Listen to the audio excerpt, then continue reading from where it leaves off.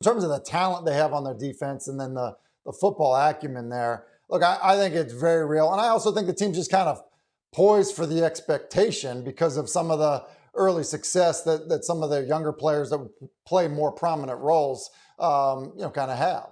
You like Ohio State? I do. Here's my concern. I agree with everything that EJ said about Julian Sayin and Jeremiah Smith. The offense is dynamic.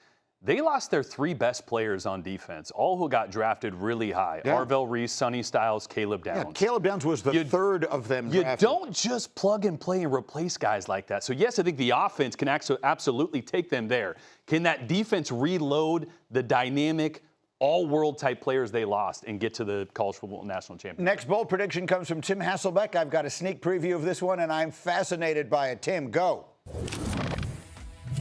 Listen, everybody wants to already fire Bill Belichick. I'm going to say that North Carolina shows some progress. Look, they got it wrong at quarterback a year ago. I think they've made significant changes when they make Bobby Petrino their offensive coordinator.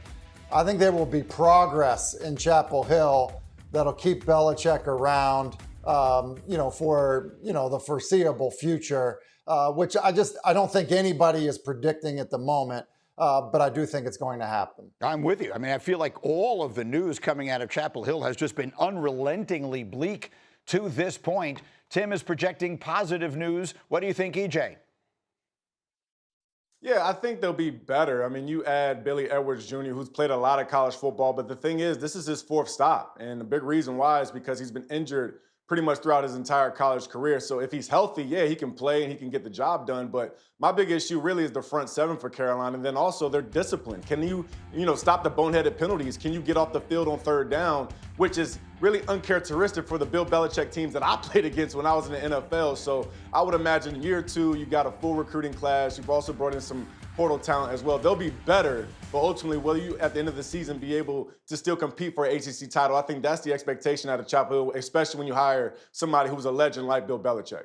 Be interesting to watch what happens there. And then, Jordan, let's get to yours because this is what involves the quarterbacks. What is your bold prediction? I'm going to say Trinidad Chambliss is going to win the Heisman Trophy over Arch Manning. Yeah, I think they're both going to be there, but the best quarterback in the country last year at the end of the year and coming into this year is Trinidad Chambliss. He's the best dual threat, over 500 rushing yards. Yes, they're replacing some receivers, but he still has a dynamic running back to create some balance, and he is going into his 2nd year of major college football. Remember, he came from D2. If he can do that in not even a full season in his 1st year, in really what's going to be the same system, that's what a lot of people don't realize. The system is really not going to change that much. Right. With this new staff, he's going to be there. Tim Hasselbeck, as you watch Trinidad Chambliss, I mean, for those who don't remember or don't know much about it, were he a little taller, I think we'd be talking about him very differently. Unfortunately, right? yeah. When we project all of the top quarterbacks for next year's draft, his is not a name that comes up because he's about, 5'10", maybe? In that 5'11", maybe, yeah. 5'11", something like that. And that's the big question mark because in the NFL, they like him 6'3". But this kid obviously has something special. Tim, what do you see when you watch him?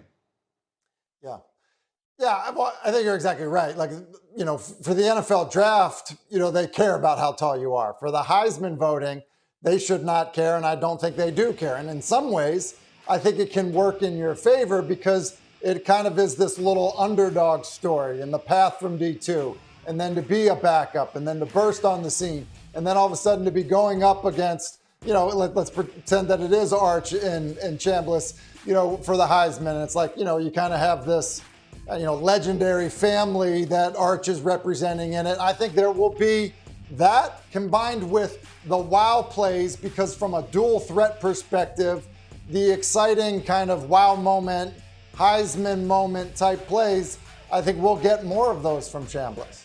And EJ, what are you expecting from Arch Manning? Obviously, last year was an interesting one. Started with some struggles. Looked like he really closed strong. I'm hearing very good things. I've had some people tell me they think that Arch Manning is going to set the world on fire this year. What do you expect from him at Texas this year? Well, I would tell Arch to just have fun, man. Greeny, when you watch the last 6 games of the season for Texas, one, you saw Arch Manning use his legs. I think that's going to be a big key for him. He's an athlete. Don't just try to sit in the pocket like your uncles, man. It's Peyton and Eli. Like, those guys will sit back there. They couldn't run, but Arch can actually use his athleticism. 14 touchdown passes, 2 interceptions again on the back half of the season. So it'll be key for him to get off to a fast start. But I think a lot of that starts with his confidence, which for some quarterbacks is you taking off, getting hit, getting on the ground, getting back into the game. So when I watch Arch Manning play, he plays his best ball when he's using his athleticism. And then you also got a great supporting cast around you. Keep an eye out for Cam Coleman as well. Comes over from Auburn. He's going to be a star receiver there in Austin at Texas. The have fun part is what I really fixated on in what you just said. And look, here's the reality. Being named Manning and being a quarterback comes with a lot of wonderful advantages. It also comes with this. It comes with people projecting him to win the Heisman before he even sets on the field last year in his first. So it does come with that pressure. So I would think that having fun might actually be something of a challenge. And I think he'll be able to do it, though, this year. I hope Because so. think about last year, the pressure that was on him, the expectations, and he had never played at all. So I think this year you can kind of put that behind him. He's kind of proved any of those doubters wrong that kind of saw him fall off a cliff in the first half of the season with how he played in the second half. To EJ's point, he was dynamic, one of the best in the country. I want to see him improve a little bit of his accuracies. And when we project Heisman, when we project top draft picks, he was one of the most inaccurate quarterbacks from 0 to 10 yards in the country last year. If he cleans up those pieces, he's dynamic with his legs. He's one of the best deep ball throwers in the country. He's got all the tools you want. We'll be watching him. He'll be interesting. And then there's the kid that I really like as we look forward to the draft, and that's South Carolina quarterback Lenora Sellers. Now, there was a time at the very beginning of last year where people were very high on him, and then he and they had a very tough year. He starts his senior year, and yesterday he was talking about he doesn't have any classes lined up this semester. He just has an internship at a golf club. He told local media he helps with facility management and all that kind of stuff. And people make a big deal of this online. I want to clean that up here for sure. This is very common stuff, right? I mean, that's exactly. I see EJ laughing. Jordan, I mean, this is very common, right? This is not stuff people should be picking. I did it my last year. I took an internship my spring semester before my senior year. So during my senior year of fall football, I had one class. But do not get that mistaken with you got all this free time now to go play golf. It's no. My coaches made sure I was at the facility at 7 a.m. and I was still the last one there. So you're playing a lot more. You're still in the classroom. You're just in a different classroom a lot more. That's exactly right, and I think it's actually an advantage. I mean, 1,000%. I see you have a similar. I'm told you have a similar story as well, and I see the smile on your face.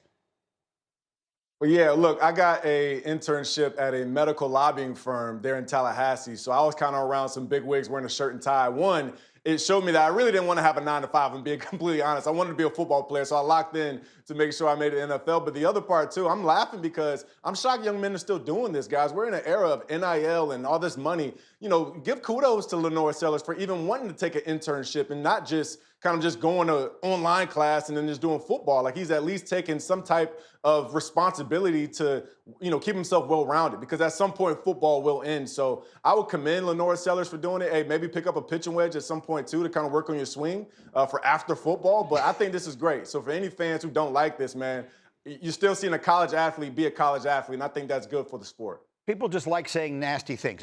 Forget about all of them. Let's just talk very quickly, Tim, about how good he is. I think last year he got completely, swallowed up, whatever the term I'm looking for is, by they had a bad year, he got off to a bad start, and everyone just forgot about him. He can make people remember him real fast if he gets off to a good start this year.